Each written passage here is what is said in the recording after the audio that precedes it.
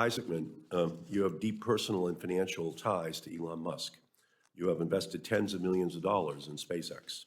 You have paid millions of dollars to SpaceX for 2 private space flights. Your payments company, Shift4, has an ongoing, quotes, global strategic partnership with Starlink worth millions each year. And according to a recent Wall Street Journal report, Musk personally asked you to lead NASA. Given SpaceX's significant interest before NASA, you can understand why the public would be concerned about conflicts of interest here. So let's try to set a few things straight. I understand that you met with Elon Musk at Mar-a-Lago in late 2024. Is that correct?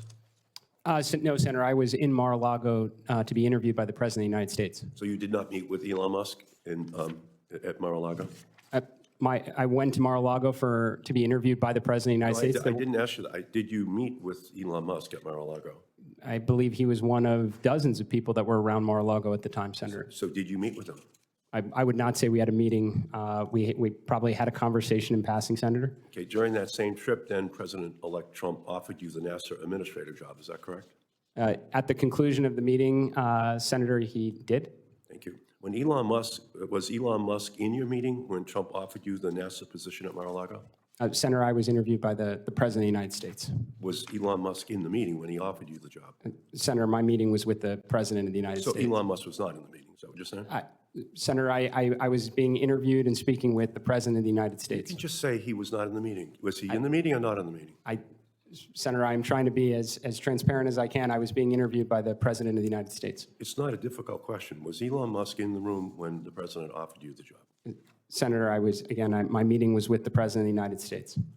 I'm assuming that you don't want to answer the question directly because Elon Musk was in the room. I think that's the only conclusion anyone listening to this could reach, unless you wanted to dispel us of that notion. Senator, again, I was being interviewed by the President of the United States, and I'd also say I have no... that's not. I appreciate that. I'm just trying to determine Elon Musk's role in this, and you're not willing to be fully transparent. Have you discussed your plans for NASA with Elon Musk? I have not. So those questions obviously raise serious questions. And I want to turn to one more specific question. From monitoring sea level rise to polar ice loss to wildfires, NASA's satellites are the backbone of climate research used by scientists, policymakers, and the public across the globe. NASA's Earth Observing System collects and archives more than 147 terabytes of data each day. This data underpins climate action efforts at every level of the government, and it drives global research collaborations, and it informs life-saving disaster response. It's a public good, yet the Trump administration is seeking to undermine that.